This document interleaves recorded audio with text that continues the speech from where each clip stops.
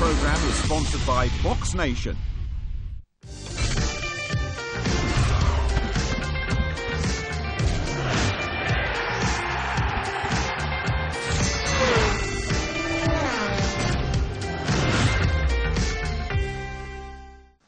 Unboxing tonight, the Eubank special. But it's not about him, it's about him.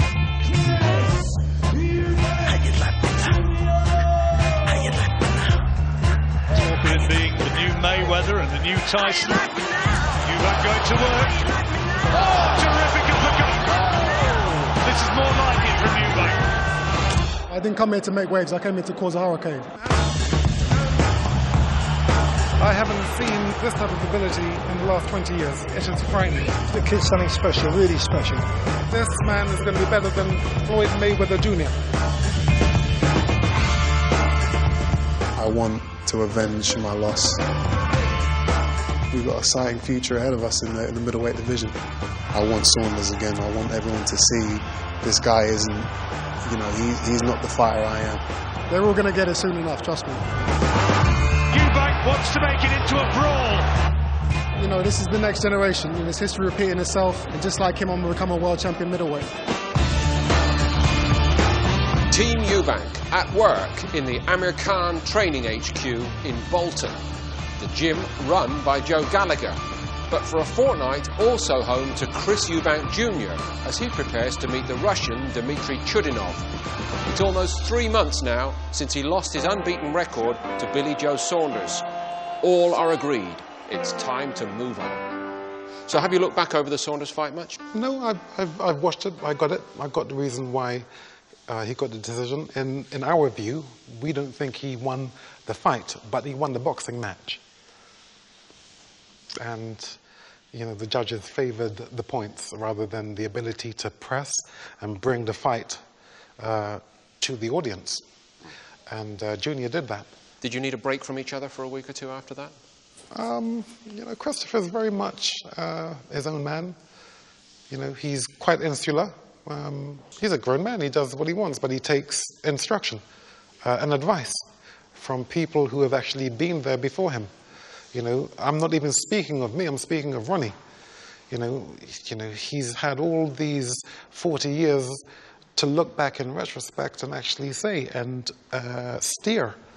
And, you know, with my 15 years of retrospect, it's, you know, it's amazing what I would be able to do now if I fought again, because of the understanding and the easement and not having to do all the unnecessary things. You become far more efficient as you get older in all things.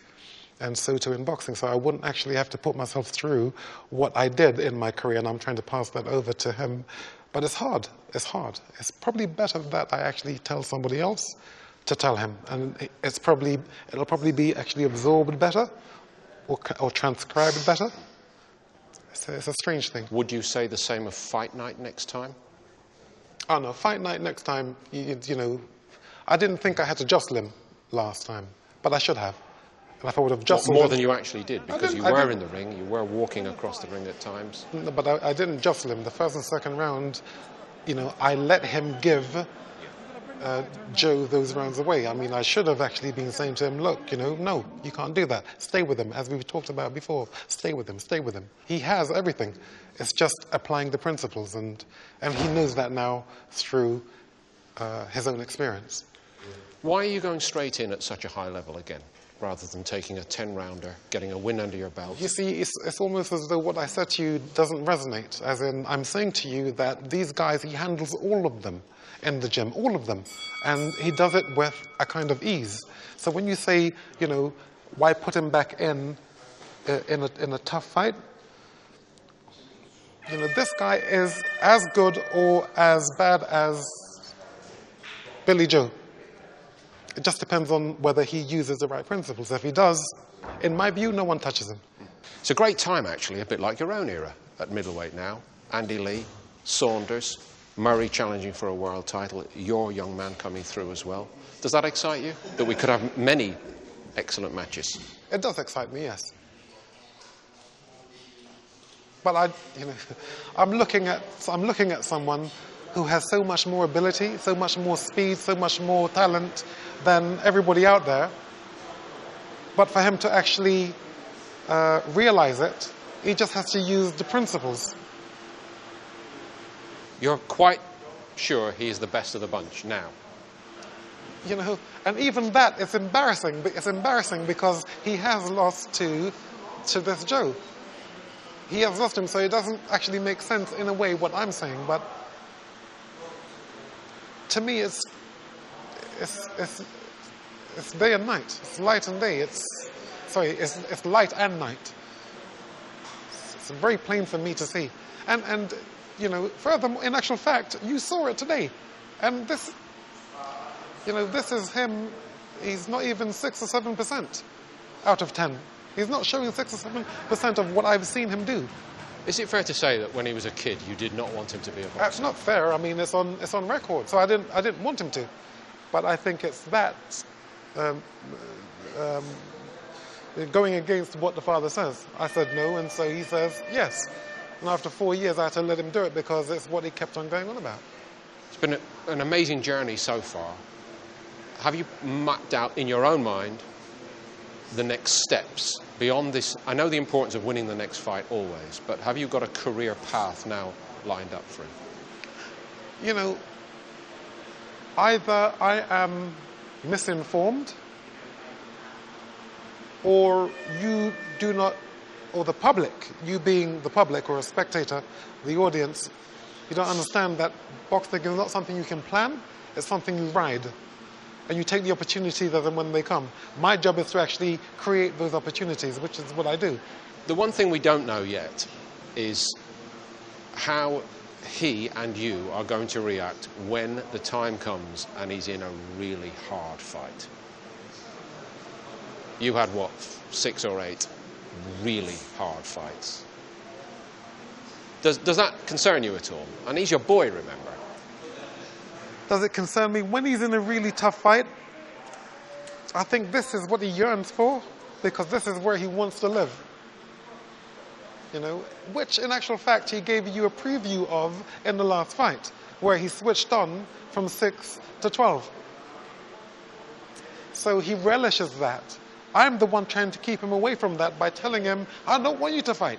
I want you to box. You only fight if you have to.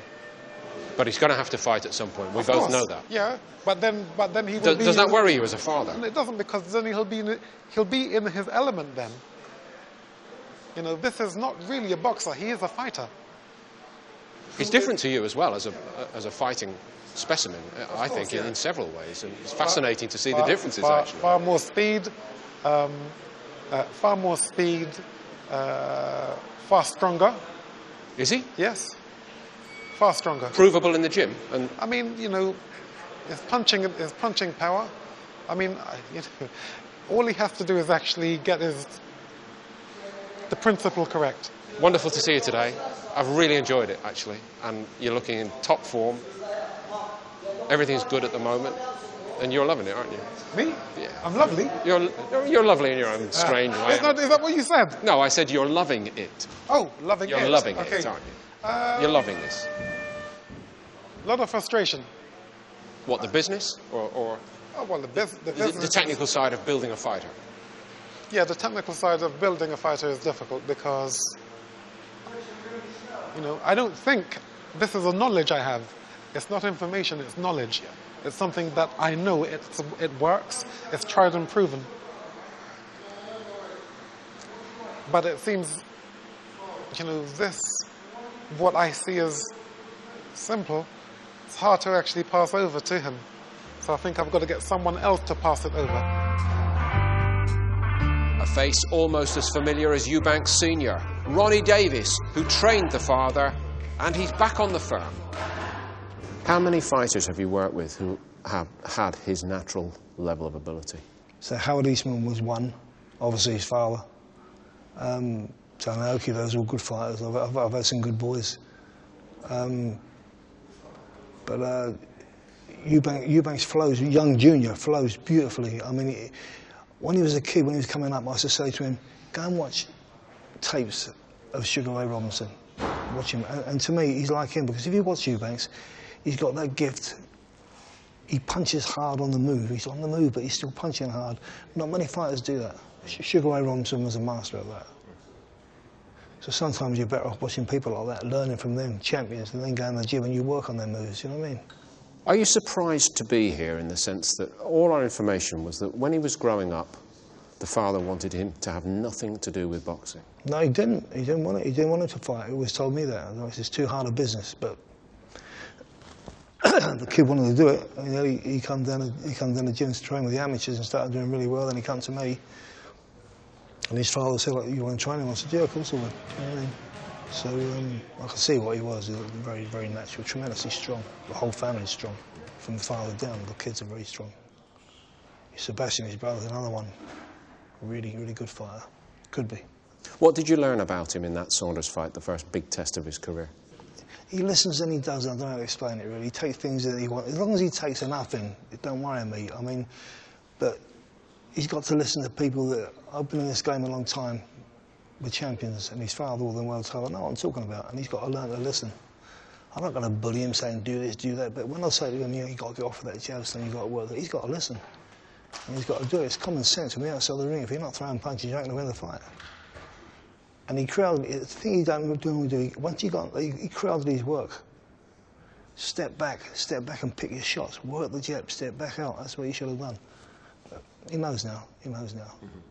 So how are you getting on with the other half of the training partnership now? Yeah, great. We always got on well. We know each other inside out. He knows me, and I know him. So it's no big deal. If I step out of line, he threatens to take my cottage off me and things like that. But I don't stand for that. It's paid for now. I don't care. By him, actually. Yeah, a lot to do with it. Yeah. It was really interesting though when you were working today. Little words. It was like watching a great football coach and his right-hand man. Yeah. One word said a lot of things between you. Yeah, we don't say a lot. We just say the little things, and I say a little thing, and it's, you know, we say what needs to be said. We don't analyse loads of things. Too many people analyse things in life. So, get on with it, get there and fight. You know what to do. You know what I mean? Be reminded that so often. But the kid's been well schooled, he's a good kid. Are you convinced in your own mind that your fighter is the best of the bunch? Yeah. Or does he need to prove it? No, hopefully he'll get the chance to. I know he is. I've seen what he does. I'm with him 7 days a week. When I was with his dad, I knew him inside out. I could look at him, and he'd tell me, he can tell this. I could tell what weight he was. Don't get on the scale, I'll tell you what he was. I'm with young Christopher, I know what he is. I know when he's carrying a bit of weight, when he's this. I know what mood he's in. You get that I was with him 24 hours a day sometimes, building up to fights, and the same with young Christopher. Not so deep that way, but I'm still with him all the time, and I know him. I know the person, I know his mind, how strong he overcomes things. He's got tremendous will. He's like, man, and I always said about his dad, once you put them blinkers on, that was it. You couldn't touch him. He would not be phased. He would not, I'm talking about business deals, anything like that. Once you got them on, would not budge him. And he was the same in a fight. And what he took from outside, he took into the ring. And you see that trait in the son? Yeah, definitely. Same trait. The main business of the day, a very impressive sparring session with Paul Smith, as he also prepares for a world title fight. After it, we sat down with Eubank Jr. And that's coming next.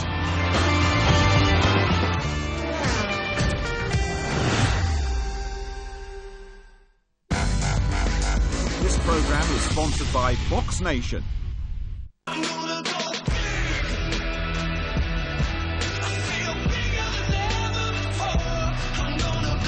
Chelsea Everton, tomorrow at 7, live on BT Sport 1.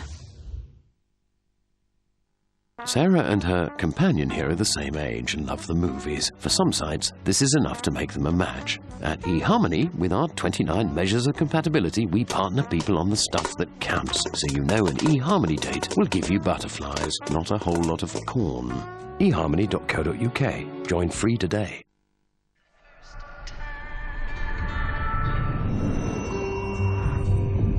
Ever I saw your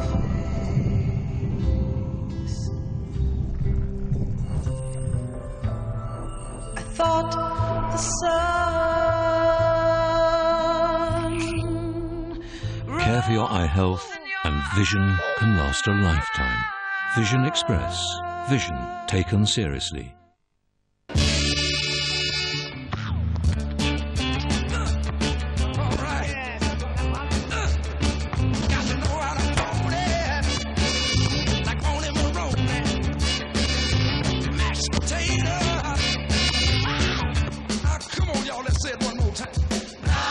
Stake £10 and get £30 in free bets. So keep it fun and gamble responsibly. You'll love a bit of Betfred. So explain this one to me then. You know, we're always striving to make it easier for our customers to contact us. Well, we could give them all specially trained carrier pigeons. When they want to get in touch, they just release a pigeon with a message attached. Or let's just provide 24-hour customer support by phone, email and online chat. I guess that works too. At QuickQuid, we're always inventing new ways to be as helpful as possible. Visit us at quickquid.co.uk.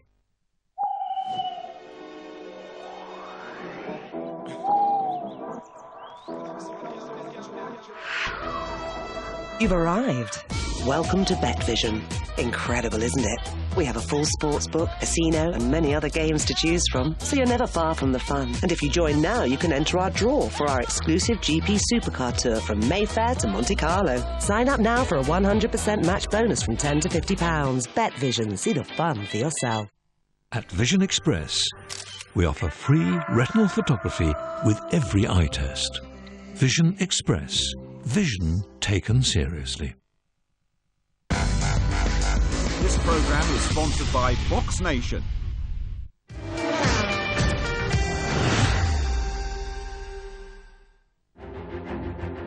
I've watched him coming through the ranks and coming through. He's one of them boxers who's going to be like his dad.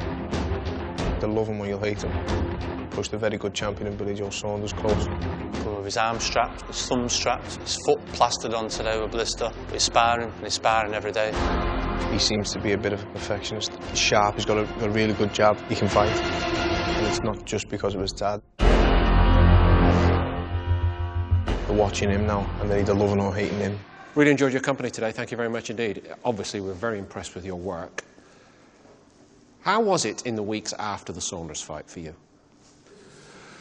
You know, every fighter deals with a defeat in their own way. For me, it was kind of,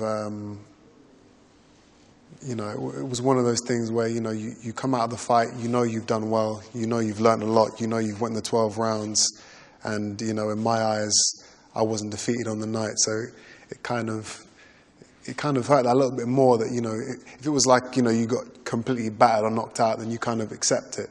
But when there's still that thing like, I know I'm a better fighter than him, but he got the decision, you know, that it kind of, it sticks with you. But, you know, obviously now this has created a big rivalry, and, you know, hopefully we can get the rematch within the next, you know, 4 or 5 months and, you know, fill out a stadium and, you know, I can avenge that loss.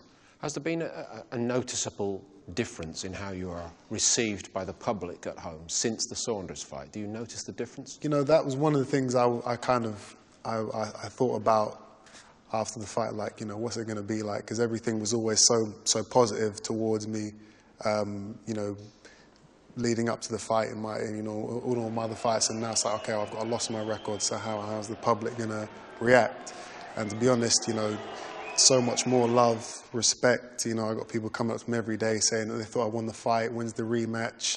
So you know, that made the loss a lot easier for me to take. You know, knowing that people really enjoyed the fight, and that they, you know, they knew how close it was. Some of them saying that I got robbed. Whatever the case was, they think that there should be a rematch, and you know, hopefully we can get it on again in the summer. How has this training camp been for you?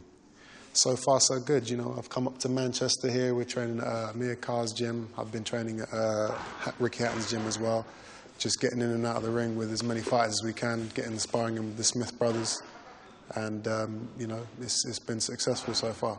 I hope you weren't misquoted, but I did read that you said after the Saunders fight that you felt that the sparring had been insufficient. Is that true? It is true, yeah, definitely. You know, I don't know what it is, but in the south of England, I'm not getting the sparring partners that, you know, they're not coming to the gym. they're not letting us come to their gyms, you know, excuses and, you know, for whatever reason, the sparring was inadequate. So for this camp, obviously the Smith brothers stepped up and, you know, welcomed us into their gym, and, you know, it's been great sparring.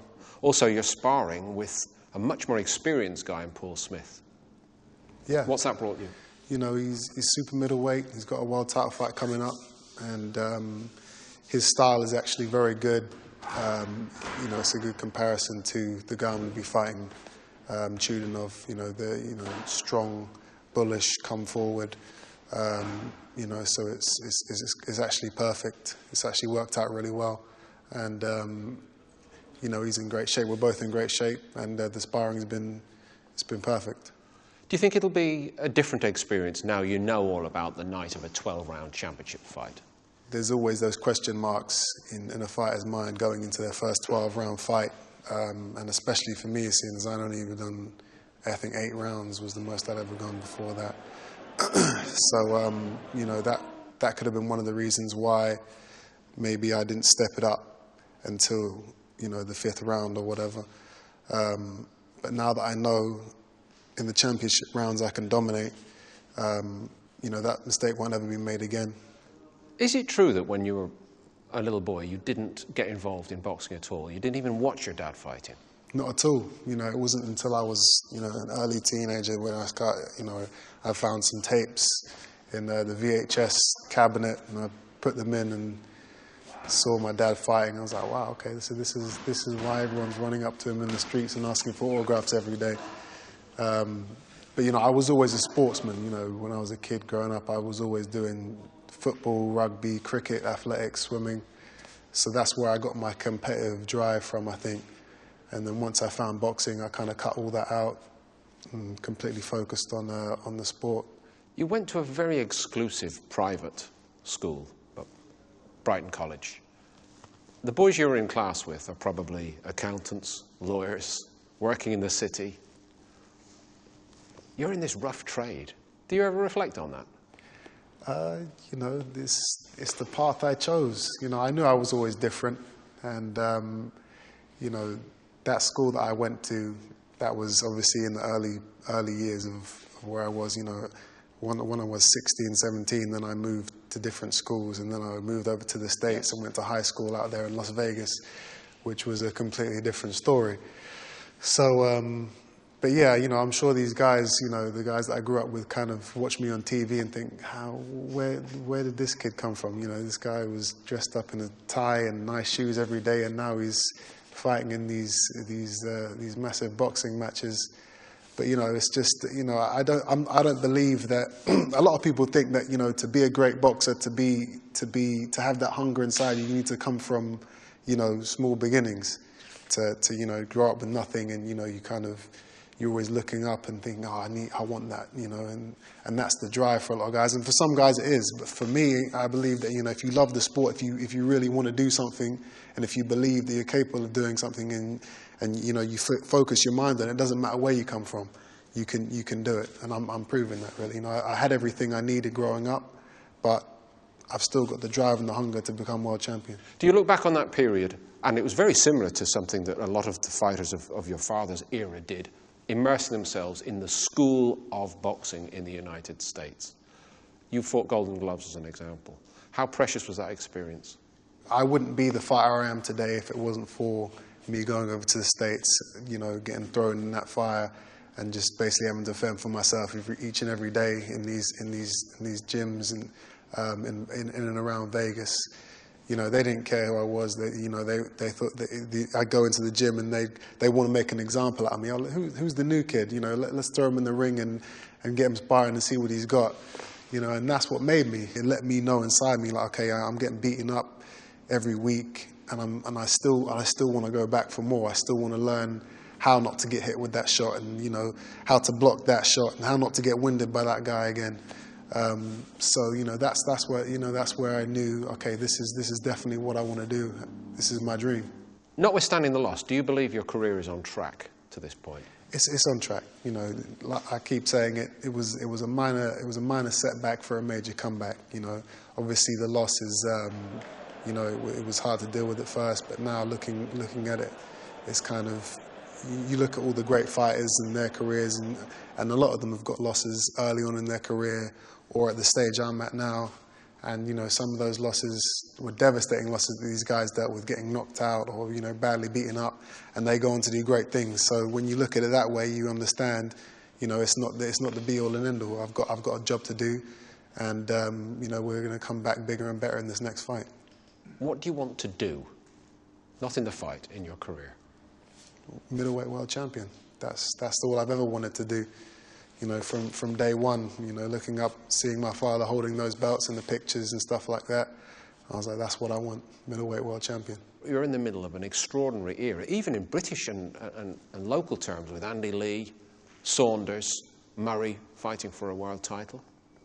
Does that excite you? It's great. There's a lot of great fights to be made out there, and you know, as long as I get past this guy on the 28th, which I definitely know I will, you know, we got an exciting future ahead of us in the middleweight division and in the super middleweight division, because I'm sure at some point, you know, I'll move up, or, you know, I'll be able to meet some of these super middleweight fighters, catch weight, and put on, you know, some of the great fights for the public. Is it even a possibility that you might set your stall out to take Golovkin? Listen, he's the #1 guy in the world. If you do win this fight, that is a potential career route for you, I would have thought, if the match could be made. It is, and you know, once I get past my opponent on the 28th, you know, we're looking at all those options. But at the same time, you know, we've got to build, and you know, Golovkin, great fighter, top guy in the middleweight division. That is a dream fight for me to be had in the future. But one thing I will say is that I want to avenge my loss. I want Saunders again. I want everyone to see this guy isn't, you know, he's not the fighter I am. And, you know, if I go in there and I do what I'm supposed to do, you know, there's no comparison. Exciting times. Great words, and it's been a real pleasure to see you. Your work is very impressive, and we hope that you'll be able to deliver a performance to match that on the night. Thank you very much indeed. Appreciate it. For opening your gym to us today. Boxing Tonight from Chris Eubank Juniors HQ. We've had a great day here. Please join us next week when we continue the build-up to some of these massive fights coming up during the month of February.